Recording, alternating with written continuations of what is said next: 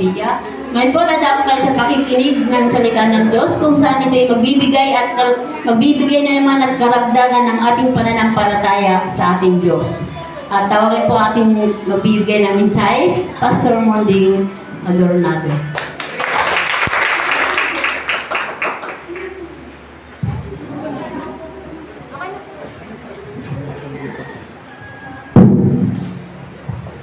Amen po at magandang umaga po sa inyong lahat. Purihin po ang Diyos sa araw na ito. Tayo po ay natapos na po, nakapanambahan na po tayo sa pag-awitan at ganoon din po sa pagbibigay po. Ngayon naman po, gusto ko pong hiramin yung mga pandinig po para sa sandaling ibabahagi ko po sa inyo sa mga salita ng Diyos. So everyone po is very familiar to the story we have read po. Familiar naman po lahat kayo dyan. Si Job po. So tayo po, nasa buwan po ng April. How to respond to circumstances or how to have a clear thinking. Kung familiar kayo sa kwento ni Job, sigurado, kung dadanasin yung dinanas niya po dyan, binigyan lang po natin ng overview kung sino ba si Job. Sa buhay po natin mga kapatid, sa totoo lang po, dalawa nahahati talaga ang buhay ng tao. Sa dalawa lang naman talaga eh.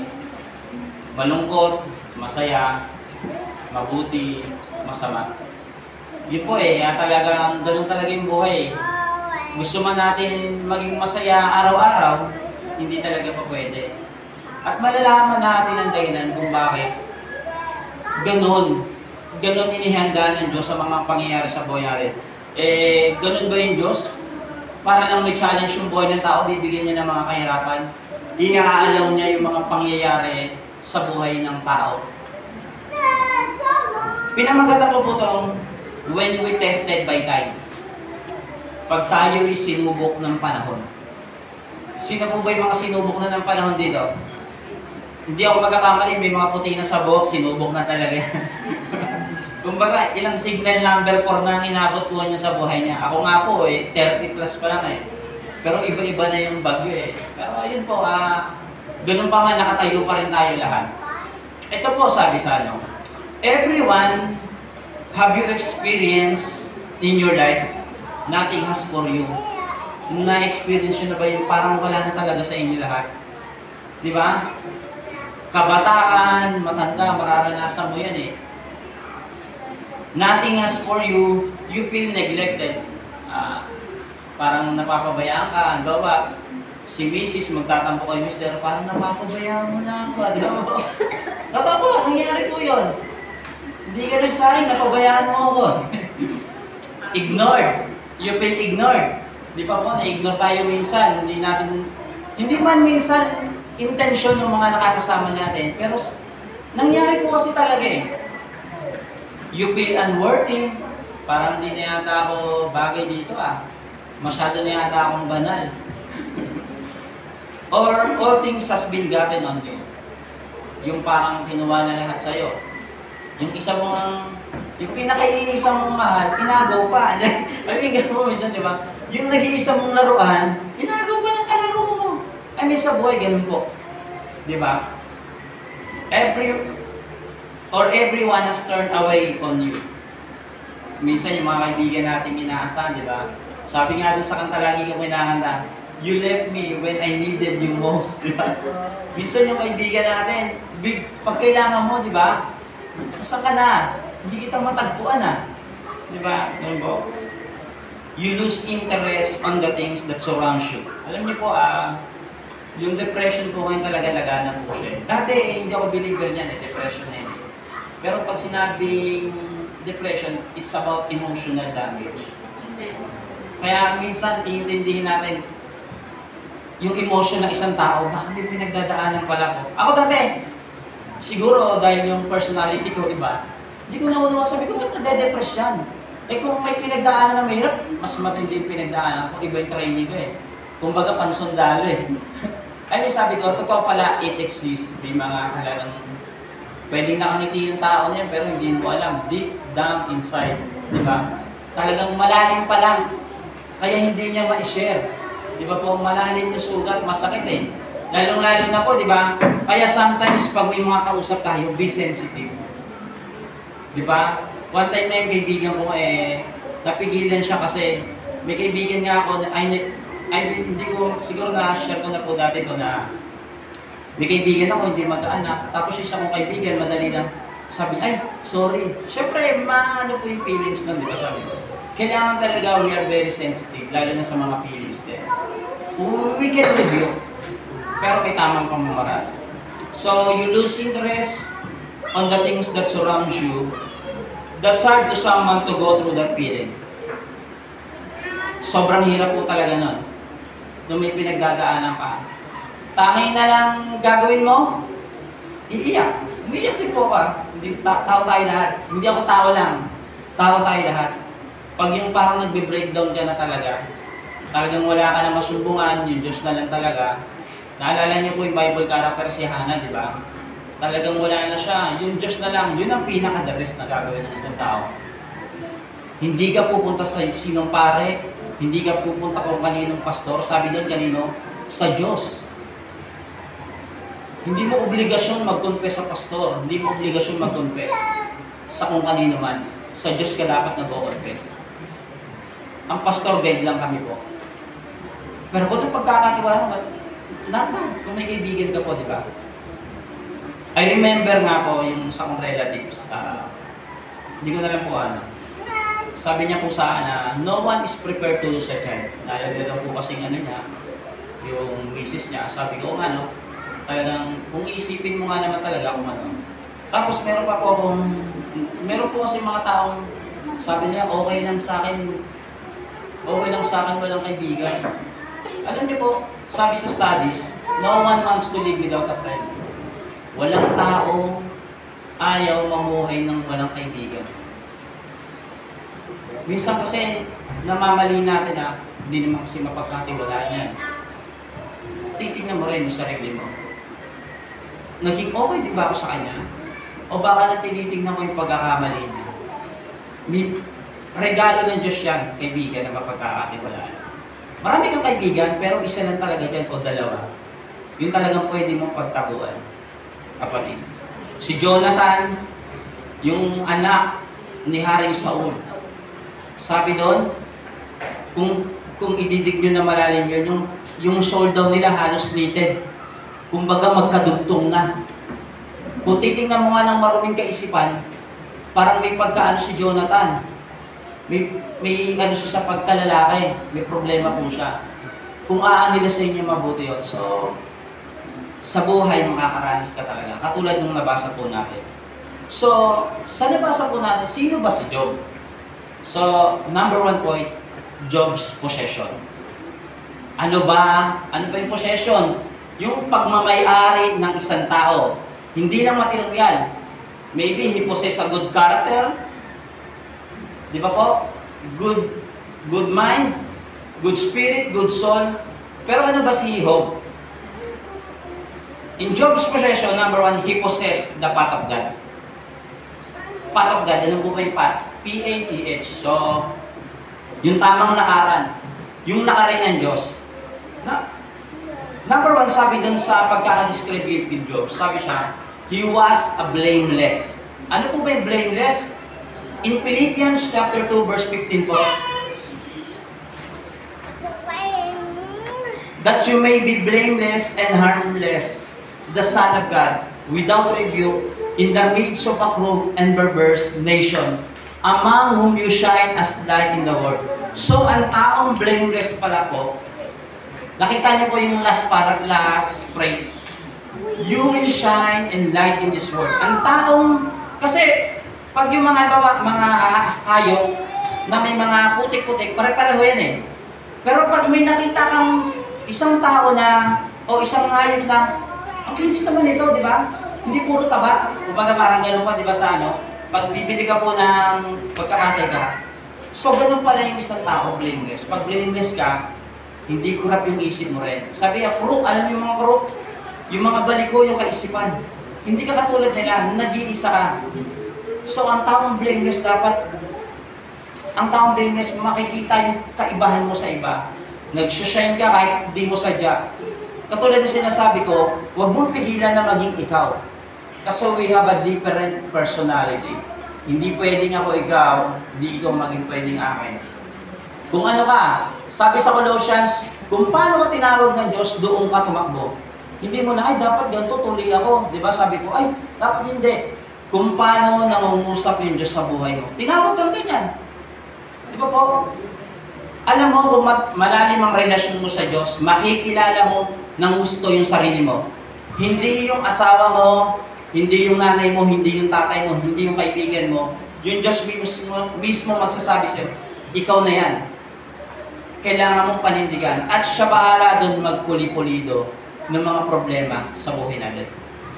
Blameless, nakita niyo po yung number 2 po, upright. He is upright. In Ecclesiastes chapter 7 verse 29 po.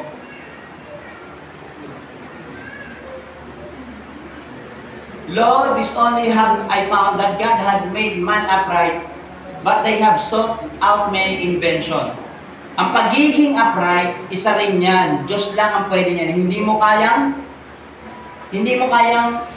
pekein yan. Ay, ano ko, magpapakabanal ako, magpapakabuti-buti ako. Hindi kapatid, malabo yun. Sabi dyan, Diyos lang ang pwedeng mag-upright sa'yo. Anong description ko, Job? He is upright. Dinescribe siya ng Bible. We considered ourselves din po na upright because of the cross. Yun nga lang, may something na ini-expect yung Diyos sa buhay natin. So, blameless, upright. Number 3 is God-fearing. In Proverbs chapter 3 verse 7,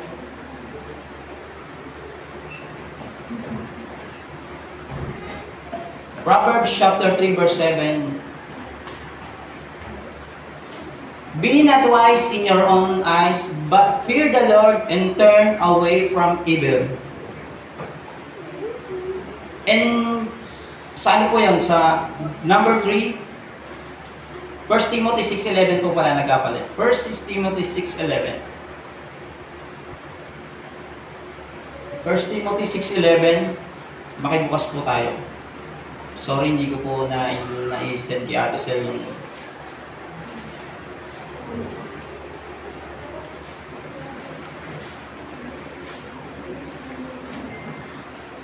but as for you, man of God, flee these things, pursue righteousness, godliness, faith, love, steadfastness, and gentleness. Number 3 po is God-fearing. Number 4 is flee from evil. So, Job possessed the path of God. And number 2, in Job's possession, he possessed the principle of God. Sa Levites chapter 1 verse 1 po, Levites chapter 1 verse 1. Then the Lord called to Moses and spoke to him from the tent of meeting, saying, you have to offer the burnt offering. So, yung principle kasi ng Diyos, marami pong klase ng offering. Pwedeng sa kasalanang hindi mo sinasadya, sa kasalanan mo talaga, at sa kasalanang medyo hindi naman gaanong kasama. At may offering din sa mga kasalanang walang kapatawaran. So dito, ang galing ni Job, burnt offering talaga. Talagang yung principle ng Diyos, nandun siya. Kung ano yung pinapagawa lang sa kanya, yun lang. Wala siyang dinagdag. Pwede naman sa dami niya pong ari-arian. Pwede niya naman, Lord, mag-advance po ako ng mga ilang tupa kasi magkakasala itong mga anak ko eh. Hindi, kung ano lang, sabi, kung ilan yung anak niya, yun lang. Yung kanyang ino-offer. Minsan ganun po tayo eh. Lord, nag-advance na ako ng kabutihan ha, baka... Hindi po, di ba? Nagagawa po natin yan, di ba? Lord, tumulong ako sa kapwa ko eh. Alam ko naman, tutulungan niyo ako. Nag-i-invest ka. Hindi mo pinapupurihan yung Diyos. Which is not bad din po. So, look at perspective po hindi ko kinukontra yung mga ganon. So, he possessed the principle of God. Basahin po natin yung Job chapter 1 verse 5 po. Para maliwanagan po tayo. Sabi doon, and when the days of the feast had run their course, Job would send and consecrate them, and he would rise early in the morning and offer burnt offerings according to the number them all. For Job said, "It may be that my children have sinned and cursed God in their heart." Thus Job did continually. Wala namang pagkakasala si Job. Inaalala niya lang po yung mga anak niya. Si Job po, siya ay isang tatay. So ano po ba dapat bilang isang tatay katulad ko? Ano ba yung dapat isang tatay? Number one, dapat ang isang tatay po, sabi doon, dapat he should be a provide. Nag-provide si Job. Yan yung principle ng Diyos eh. Dapat ang ama ang nagpo-provide sa sambahayan niya. Pero things changes and time changes, nangyayari, dalawa na talaga. Kasi sa hirap nga ng buhay, di ba? Pero kailangan pa rin yung tatay. Kailangan niyang pagsumikapan na ma-provide. In 1 Timothy chapter 5 verse 8 po. 1 Timothy chapter 5 verse 8. But if any provide not for his own, and especially for those of his own house, he has denied the faith and worse than an infidel. So, unang-unang concern dapat ng isang tatay, yung kanyang tahanan. Hindi pwede pong ako, magaling ako dito, pagdating sa tahanan ko, may problema po yun. Kasi hindi pa rin ako i-bless ng Diyos. Kasi ang prinsipyo ng Diyos, hindi mo pwedeng balik-balikuin. Dito, mabalik naman ako dun sa loob ng bahay ko. Ako kung ano ako dito po mga kapatid, ganun din ako sa tahanan ko. Ganun din ako sa mga nakakasama ko. Wala pong, kumbaga cover up, ayaw ko ng ganong pamumuhay. Hindi ko po kaya. Hindi naman yata ako politiko eh. Di ba po? Lingkod ako ng Diyos. Kaya po yun yung ipinoportray ko talaga sa iyo. Number one, he possesses the principle of a provider. Number two, manager of his household. In 1 Timothy chapter 3 verse 5. For if a man know not how to rule his own house, how shall he take care of the church of God? Let me give you example po sa sarili ko. Halimbawa yung anak ko po na hindi ko nasasaway, paglaki niyan, paano lalo na kayo, ang dami nyo? Paano ko kayo, yung dalawang anak ko, hindi ko mapagpasyensyahan, lalo na kayo sa dami nyo po, di ba? So, kailangan, yung pinaka-practice, papracticein ng isang lingkod ng Diyos, yung kanyang pamamahala, pagiging manager niya sa tahanan. Hindi ko na kailangan magsabi pa ng maraming salita rito. Tignan niyo na lang yung anak ko, kayo na lang magsabi. Ayoko i-justify minsan na bakit may mga lingkod naman ng Diyos na sinubok talaga eh. Di ba? May mga lingkod si Eli, yung mga anak niya po, pare yun. Pero mga salbahe, bago pa sunugin yung mga offering, nagsusubi na nga. Kumbaga nagsasharon na sila. Di ba po? Salbahe po. Huwag natin isisi sa Diyos minsan yung disiplina. Sabi nga, train up a child in the way he should go. And when he is old, he will not depart from it. May nakikita nga akong preacher po na talagang sabi ko, makatotohanan yung preaching niya. Tama po yun. So tayo mga ama, yung mga magiging ama, ang pinaka-practice, kung gusto nyo maging mabuting lingkod ng Diyos, maging mabuting ama muna kayo. Hindi pwedeng mabuting lingkod kayo ng Diyos tapos di kayo mabuting ama. Hindi ako maniniwala doon. Sorry to say. Kasi Biblia ang pamantayan ko po rito. He is a provider, he is a manager. He also securing. In Proverbs chapter 14 verse 26 po.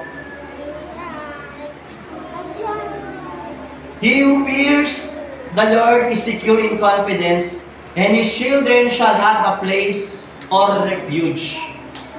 So, yung isang ama, katulad dito sa church din natin, o sa bahay nyo, yung mga ama nyo, kung tumatayo yan, yung mga anak niyan, they feel secure.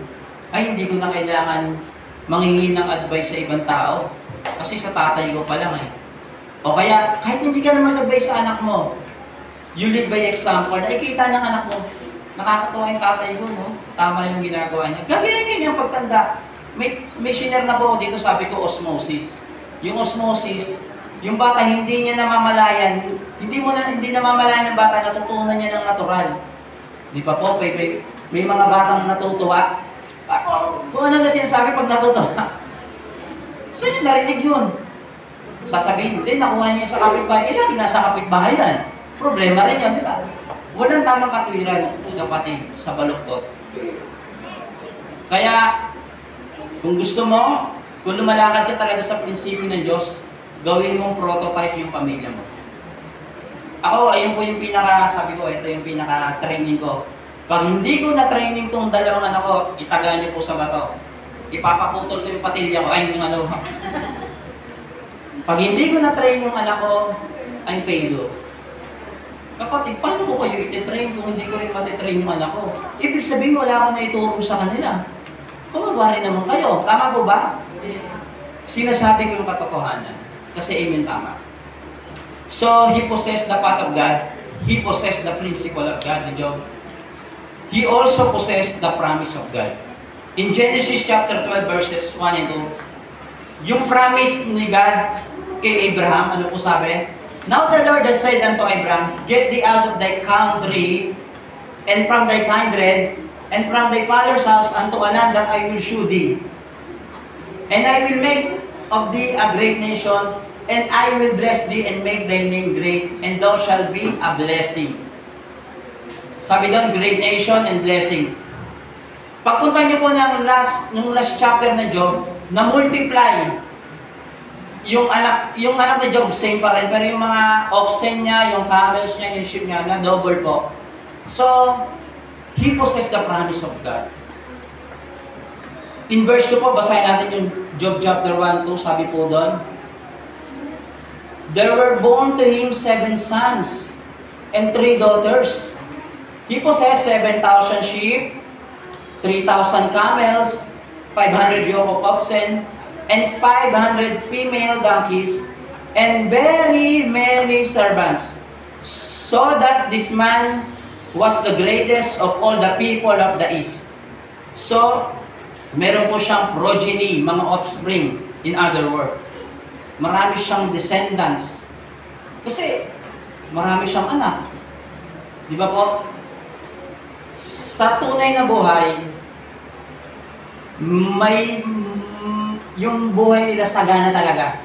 Pero hindi binayayaan ng ganong karami. Meron naman, marami kami magkakapatid. Sakto lang.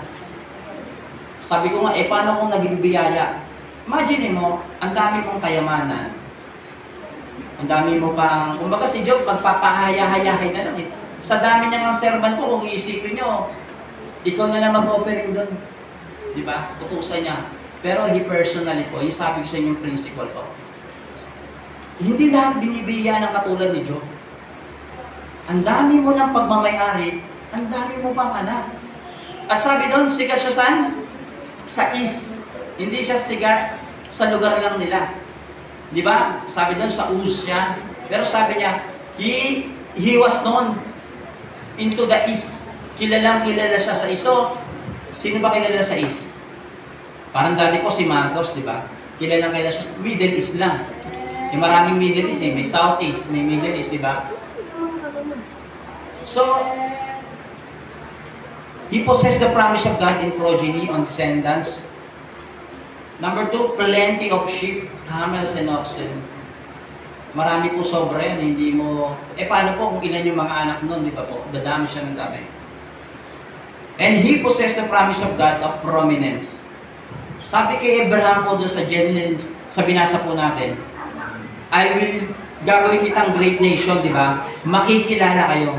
So, kung babaybayin nyo, nangyari din kay Job.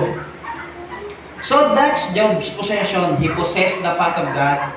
He possessed the principle of God. And he possessed the promise of God. Number 2 point po natin. Job's problem. Siyempre, hindi naman po lagi dapat biyaya lang. Imagine niyo po, nakakatuwa po minsan, yung mga tao, ang daming ginagawang kasalanan, nagtataka kung bakit pinapahirapan. Hindi naman talaga yung Diyos na nagpapahirap sa iyo. He allows, malalaman nyo kung bakit niya He allows na mangyari sa iyo yung mga pangyayari sa iyo, mga nangyayari sa iyo. In Job, in chapter 1, verse 13 to 22, ako na lang po babasa. Now there was a day when his sons and daughters were eating and drinking wine in their oldest brother's house. And there came a messenger unto Job, and said, the oxen were plowing, and the asses feeding beside them. And the Sabians fell upon them and took them away. Yea, they have slain the servants with the edge of the sword, and I only am escaped alone to tell thee. While he was yet speaking, there came also another and said, the fire of God is fallen from heaven, and hath burned up the sheep and the servants, and consumed them, and I only am escaped alone to tell thee. While he was yet speaking, there came also another and said, the Chaldeans made out 3 bands and fell upon the camels, and have carried them away, yea, and slain the servants with the edge of the sword, and I only am escaped alone to tell thee. While he was yet speaking, there came also another, and they said, thy sons and thy daughters were eating and drinking wine in their eldest brother's house. And behold, there came a great wind from the wilderness, and smote the 4 corners of the house. And it fell upon the young men, and they are dead, and I only escaped alone to tell thee. Then Job arose and rent his mantle, and shaved his head, and fell down upon the ground and worshipped. And said, naked came out of my mother's womb, and naked shall I return thither.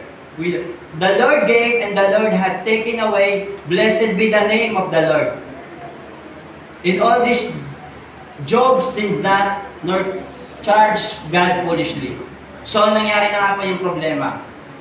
Alam niyo po, everything na nangyari kay Job, it's Satan's manipulation. Manipulation. Imagine niyo po yung Chaldeans at yung mga Sabeans. Pinayagan. Di ba? Ang nag-initiate ng usapan naman din yung Panginoon, di ba? Sa paano? Alam niyo po, kung pahabaan ng pasyensya, ang may pasyensya talaga, si Satanas. Opo, sobra. Alam niyo, no, basahin niyo po yung usapan nila. Pag ganito ako, lumilibot-libot siya. Alam niyo po, si Satanas lagi may target siya. Maaaring target ka niya rin. Kaya nga, di ba sabi lagi ng Bible, guard, gear yourself. Hindi mo alam, nilalaro na ni Satanas yung buhay mo. Ikaw naman tuwan-tuwa kasi galit na galit ka eh. Tama po, di ba? Nangyari po yan. So, Satan's manipulation. Imagine niyo po, pinaatake, pinatay yung mga anak niya. Yung Sabeans, Chaldeans, tapos yung kalusugan niya rin po dyan, sa kung babaybayin mo, yung kalusugan niya nawala din po. Di ba po? Tapos yung ari-arian niya nawala din po. So, salbahe talaga, di ba? Hindi sa Diyos galing yan, inalaw lang. At malalaman natin kung bakit inalaw ng Diyos sa buhay ni Job yun. So, Satan, all Job's problem is about Satan's manipulation. Because, in Job chapter 2, verse 1, basahin po natin. Again, there was a day when the sons of God came to present themselves before the Lord. And Satan came also among them to present himself before the Lord. So, Job chapter 2, Satan's persistence. Hindi mapapakali yung Diablo. Magpupumilit yan na may mabiktima, di ba? Ang sabi doon sa verse, again, sa Job chapter 2 verse 1, sabi po doon, again, there was a day when the sons of God came to present themselves before the Lord, and Satan also came among them to present himself before the Lord. So, number one problem ni Job about Satan's manipulation is about Satan's persistence. Kung ikaw persistent ka lumapit sa Diyos, persistent ka sa faith mo, si Satanas din po. Kukulitin yan. Imagine niyo po, inaakusahan niyo si, kaya ka lang naman sinasamba niya kasi May tinatangkilik yung tao na yun eh. Ano siya eh? Accuser si Satanas eh. Eh kaya ka lang naman sinasamba niya ni Job kasi malakas siya eh. Pinagpapala siya eh. Ganon. Ganon ang nilalagay ng Diablo. Number 1, Satan's persistence. And number 2, in Job chapter 2 verses 4 and 5 po. And Satan answered the Lord and said, skin for skin, yea. All that a man had will he give for his life. Verse 5 po. But put forth thine hand now and touch his bone, his flesh, and he will curse thee to thy face. Inakusahan si Job, sabi niya, kaya niya ibigay lahat para sa buhay niya. Imagine niyo, patayin mo yung mga anak niya, pwede niyang ibigay yan. Pati yung kayamanan niya. Yun ang kinaakusan ni Satanas. Walang ibang pinapahalagaan si Job, kundi yung sarili niya lang. Basahin po ulit natin yung Job chapter 2 verse 5. 4. Sabi po doon,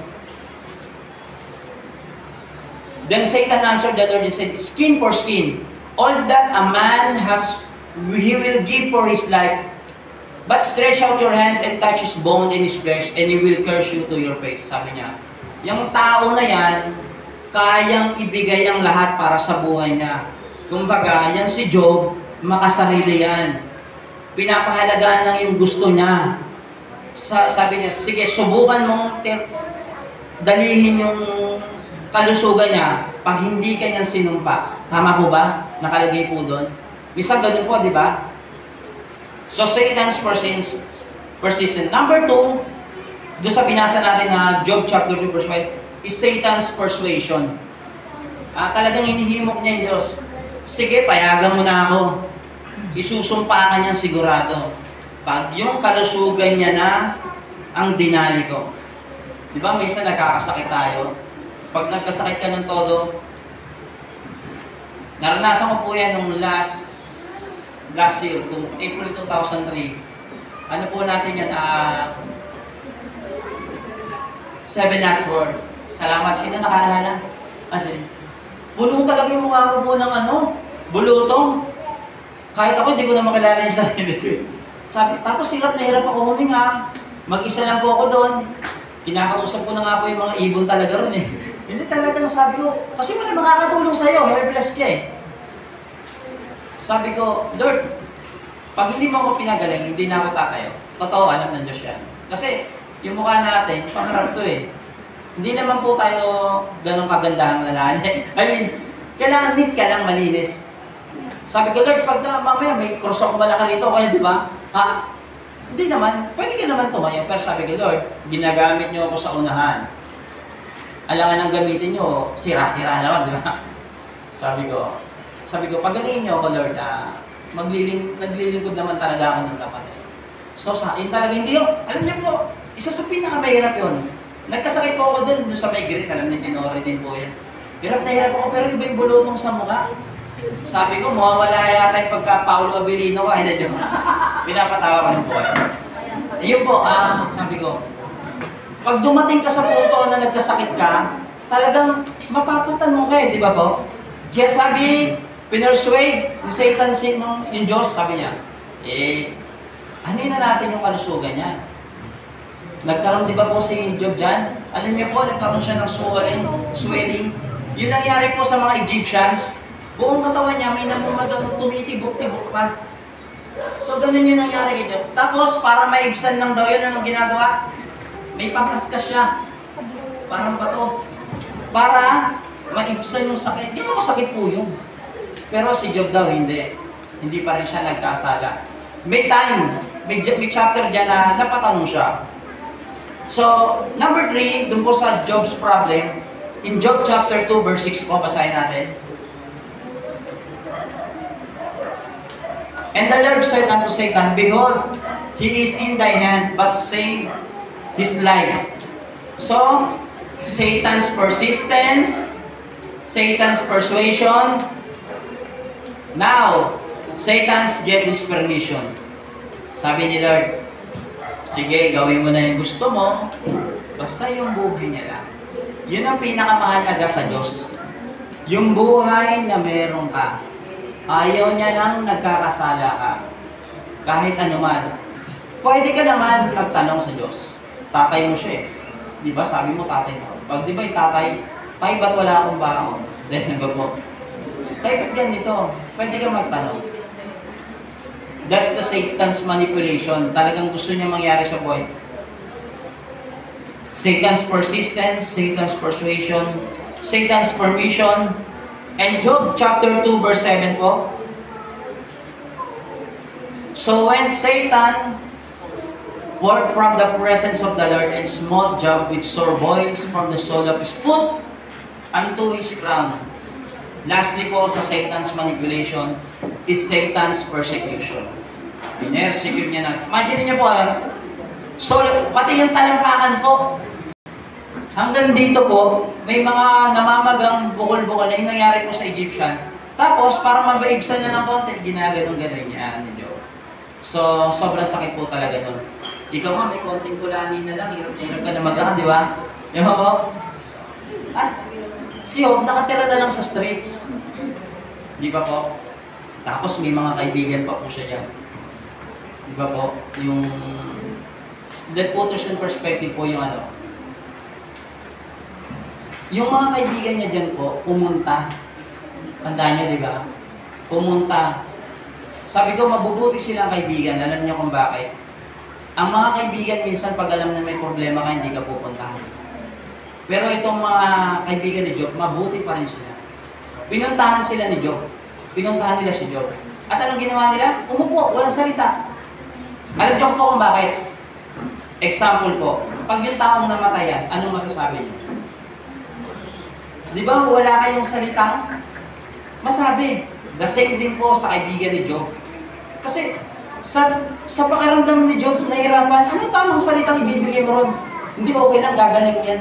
Pahiram mo lang ng ganito. Di ba po? So, minsan kasi nawawala sa align yung pag-interpret ng Bible. Sabi nila masama yung kaibigan ni Job. Hindi masama. Nandun nga pumunta Wala nga lang imig kasi hindi nila alam yung tamang salitang magko-comfort kay Job.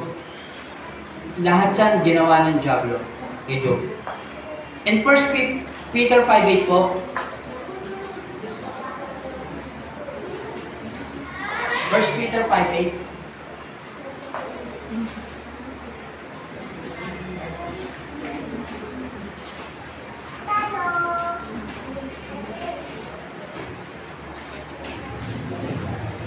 Sabi po dito, be sober-minded or clear-thinking, be watchful, your adversary, the devil, prowls around like a roaring lion, seeking someone to devour. So, sabi ko po kanina, ang Diablo, seeking, na pwede niyang sirain yung buhay ng isang tao. Kaya dapat laging protektado ka. Dapat maganda yung isipan mo. Makakasira kaya sa buhay ko to? Makakasira kaya to ng ano ko? Alam mo na masama sa katawan mo, sige ka pa rin ng sige, di ba po? Tama po ba? Kasi yung manipulation ng Diablo Hindi ka niya titigilan hanggat di ka nasisira.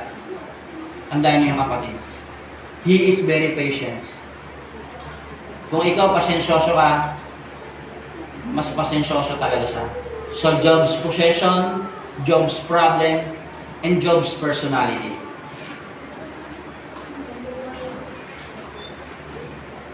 In Job chapter 2 verse 9 and 10 sabi daw, but he said unto her, thou speakest of one of the foolish women speaketh, what? Shall we receive good the hand of God, and shall we not receive evil? In all this did not Job sin with his lips? Then said his wife unto him, thou still retain thine integrity, cursed God and die. So, pasensya na po mga kananayan. May kausap si Job dyan. Mabait na tao po. Alam niyo po, napakatuso ni Satanas talaga. Sa daming itinira yung asawa pa ni Job, sinusubok talaga yung pasensya niya, no? Ay, hindi po. Ano po sabi ng asawa niya? Take this advice po mga kananayan. Alam niyo po, yung may mga asawa po, may kapartner, may kasama sa buhay po, lalo na nanay. Mahalaga po yung sinasabi niyo sa asawa niyo. Dapat pag may problema, pag difficult time, Dapat hindi kayo nagbabangayan. Dapat you come together. Katulad ng nangyari kay Job. Naintindihan ko naman yung asawa ni Job. Ilagay natin sa perspective. Ikaw yung asawa mo, nahihirapan sa sakit, anong masasabi mo? Kawawa ka naman. Sana mauna ka na. Hindi, kasi nanay ko po nagkasakit eh. Nanay ko po may sakit, ang tagal, 10 taon siyang may stroke. Sabi ng nanay ko, mabuti pang kunin na lang ako. Maski rin kami minsan, naaawa kasi kami.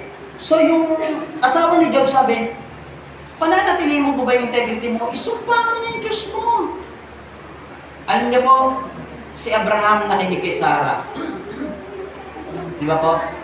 Si Adan nakinig kay Eva. Pastor, alam mo na kung kanino ka makikinig. I mean, ang pinupunto ko po rito sa mag-asawa, mahalaga yung sasabihin nyo. Pag may problema yung mag-asawa, huwag kayong, ayan kasi. Di ba? Hindi ganun. Hindi ganun, hindi na. Tuwan-tuwa, alam nyo, i-bless ng Diyos, yung mag-asawang pag may problema, nagtutulungan. Teamwork kayo eh. Imagine mo, teammate ka. Naglalaro po ako ng basketball eh. Pag sabi, hindi naman papasok, hindi talaga papasok ko sa mga wala. Huwag mo sirain yung kami mga lalaki, pinopoise lang namin na matatag kami. Kasi i-shoot dapat. Pero sa totoo, kailangan na, kaya nga kayo sinaka po eh. Tama po ba? Gusto niyo po makarinig ng kwento? Gusto ko makinig kayo mabuti sa kwento to. Napakaganda to. May mag-asawa raw. Matagal na sila mag-asawa. Natutulog sila ng gabi. Tuloy ko pa po ba? Natutulog sila ng gabi. Ngayon, yung lalaki bumaba. Tapos, siyempre yung asawa kinakapan. Nasaan ba yung mister ko? Nawawala. So, sumunod siya. Nakita niya yung mister niya nagkakape. Nagkakape po yung mister niya. Tapos, nakatingin sa bintana sa malayo. Yung kakape tapos sa akin. Tapos sabi ng asawa niya, bakit? Ba't ka nandyan? Tapos lumingin yung lalaki, umiiyak. Ito po, pakinggan niyo, sabi niya, alam mo 20 years ago, tanda mo ba yung first date natin? 20 years ago. Bakit? Tanda mo yung sinabi ng tatay mo sa akin. Bakit? Sabi niya, kung sino man nahalik sa anak ko, makukulong or babariling ko. Tapos, ba't ka naiyak? Naalala nung asawa, ang lalaki, lalaya na pala siya. I mean, yun yung po yung ron, di ba? Nakakatawa. Nakulong pala siya dahil dun sa asawa. I mean, wag niyong iparanas sa asawa niyo na nakakulong siya. Yun yung means nun. Imagine mo na iyak siya dahil lalaya na siya, di ba? I mean, ganun po yung mahalaga po yung sinasabi ng babae sa asawa niya. Sumunod lang kayo kasi ang pagpapala hindi sa katalinuhan, nasa pagsunod lang po yan. So, in James chapter 1 verse 2, 3. Ito po, kaya sabi po, count it all joy, my brothers, when you meet trials of various kinds. For you know that the testing of your faith produces steadfastness. So, may naririnig po ko lagi dito eh. Nagpipray ako kay Lord eh, na yung pasensya ko umaba. Tama! Yung pala, pag nangingi ka ng pasensya, bibigyan ka ng various trials. Kasi it produces patience. Doon mo lang pala siya makukuha. Yung patience. Hindi pinagpipray, Lord, bigyan mo ng patience. Hindi, pararanasan ka niya ng iba't ibang problema.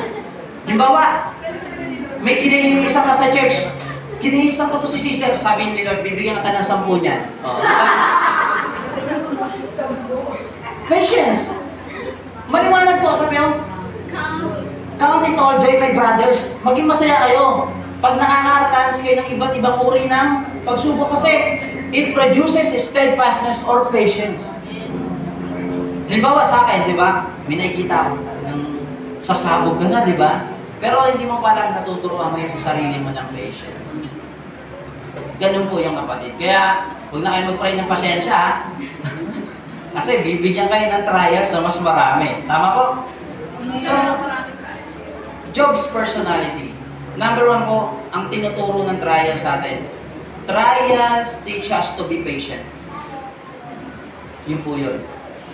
Maging mapagpasensya tayo. Yun yung tinuturo. Kasi pag Pag wala ka nga namang kinatutuwa ang tao, hindi naman masusunod talaga yung pasensya mo, di ba? Di ba? So, trial teach us to be patient. Number 2 po, dun sa Job's personality, trials teach us perspective. In Job chapter 2 verse 19, sabi, ano sabi ni Job sa asawa niya? Sabi ni Job sa asawa niya, ang tatanggapin mo lang ba sa Diyos yung mga magagandang bagay? So, ang lawak ng kaunawaan ni Job eh. Tatanggapin mo lang ba sa Diyos yung magagandang bagay, yung mga pangit ba hindi? So, pag nahihirapan ka, yung perspective dapat. What is perspective? You see something what others see. Nakikita mo yung nakikita ng ibang tao sa bagay na yon. Parang meron nga daw isang bata eh. Sabi niya doon sa tatay niya, nagbibihis yung tatay, parang yung anak ko po. Saan ka pupunta? Tay, sabi nung bata. Pupunta ako, magtuturo ako ng mga bata. Sabi nung tatay. Sabi nung batang babae, sama ko, masaya yata doon. Tapos yun, sige, magbihis ka na, punta na tayo doon. Papunta sila ng church. So pagpunta na sa church, magtuturo na nga yung tatay. Sabi ng anak na babae raw, nakapamaywang, saan din yung mga bata? Ayan, hindi naman mga babysitter yan eh. What is, anong tinuturo doon? Mga kapatid, perspective. Minsan tingin natin bata, pero sa iba pala. Parang nakikita nyo sa FB, 6 or 9, tingin mo 9, tingin ko 6, di ba? Ganun ang buhay. Hindi lang. Dapat pagtitingin ka sa mga bagay-bagay, both spectrum. Hindi lang yung dulo mo. Dapat titingin mo rin yung dulo ng kanila. Ano kaya, ba't kaya ganun si sister? Ba't lagi nakangiti? Di ba? Ba't kaya lagi makagagalingin siya? Ba't ang lakas kaya ng boses ko? Ako, ganun ko, di ba? Ba't kaya may narinig sa church, nag-aantay yung Diyos? Ba't marami? Marami kang pwedeng tingnan para hindi ka magalit. Pigilan niyo maging emotional na tao, hindi makakabuti ang kapatid. Sisirain ka yan. Kaya ako, minsan pag naging emotional ako, pag nagsasalita ako, hindi pagiging emotional yun. Yun yung gusto ko na, ito yung parang gusto ipagawa ng Diyos. Pinag-iisipan kong mabuti. So, trials teach us to be patient. Trials teach us to be perspective, teach us perspective. And trials teach us to be persistent, kapatid. Tinuturuan din tayo maging persistent ng mga trials sa buhay natin. Yung bumangon. And last, dito po tayo matatapos sa 1 Corinthians chapter 10, verse 13 po.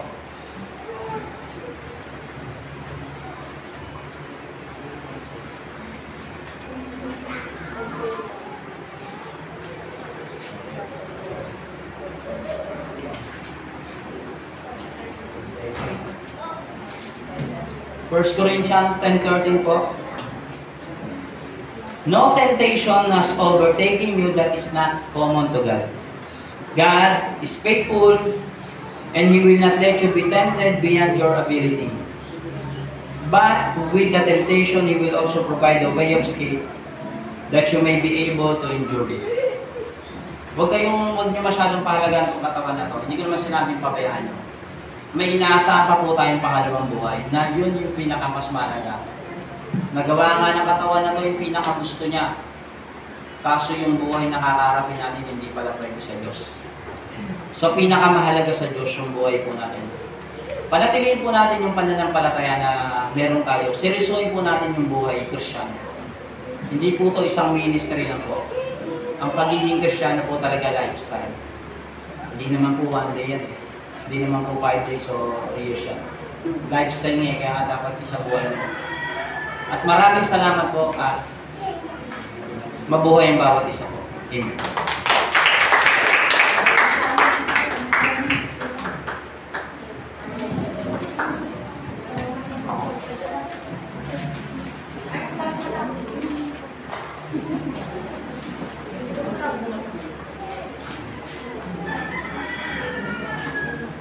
Amen. Salamat po, Pastor, sa mensahe na inihatid mo sa umagang ito. Naway na natuto ang lahat. So ngayon po sa kapasabay po ng team of response, ang mga kananayan ng iglesyang ito. Ikalawang pagbibigay po natin yung para sa church building. So,